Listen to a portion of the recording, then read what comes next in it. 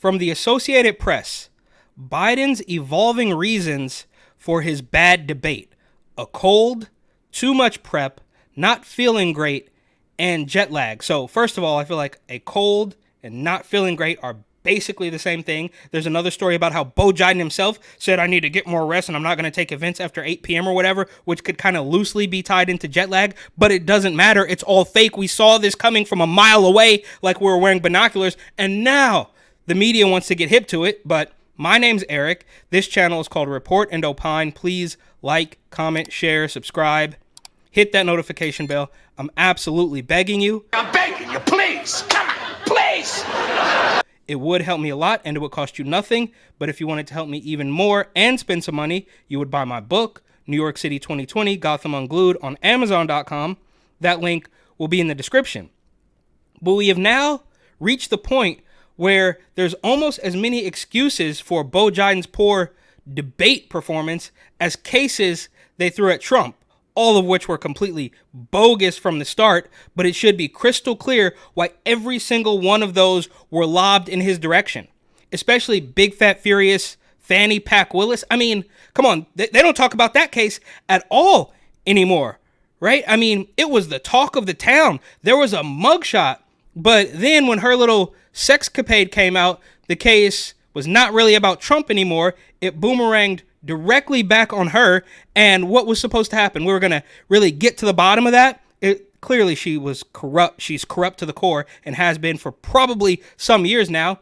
But were they going to investigate this and find out that Big Fat Furious Fannie Pack Willis had done nothing wrong, and we're going to just go back to normal, back to a get Trump trial? This doesn't make any sense. And now they're in a very similar situation with Beau Biden fielding questions about whether he's going to stay in the race or not. What's Joe going to do?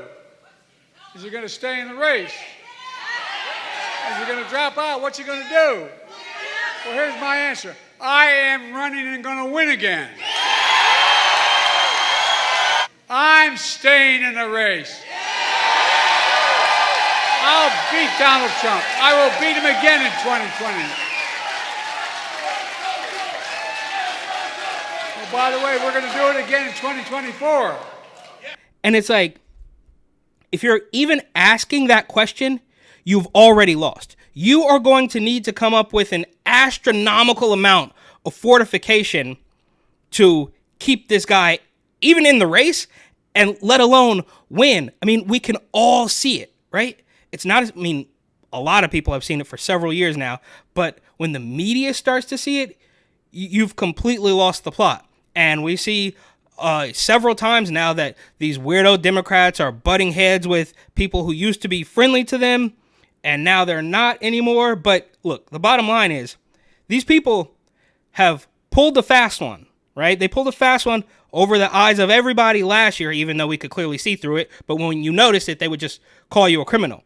But so for whatever reason, they're now pretending that they are just owed the presidency. Oh, well, Democrats could lose. Yeah, well, that's how it's been for many, many decades now.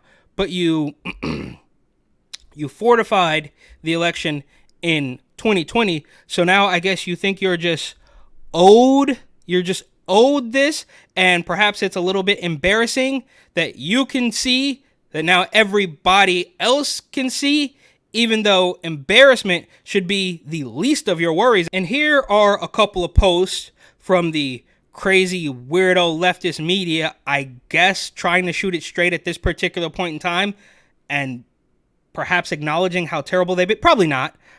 They just know that they're going to still try to make some money, so they have to stop lying.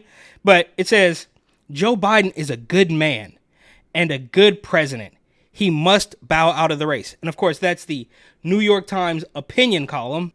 Once again, from the New York Times opinion, to serve his country, President Biden should leave the race. Here from the Atlantic, dropping out is Biden's most patriotic option. If he believes that Trump is a unique threat, the choice is clear. Which finally, right?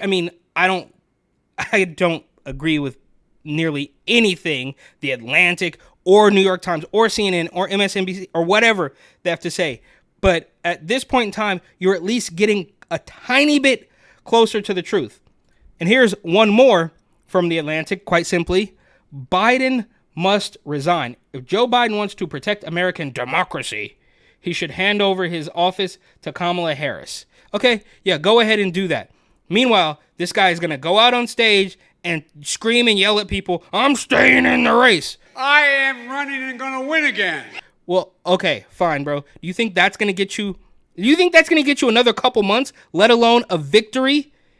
And I've said it a million times now, but it bears repeating. This election, or selection, as some people like to call it, is only going to boil down to the idea of whether voting is real or not. And I have become a little bit hopeful with the media freaking out like this. Perhaps it is real.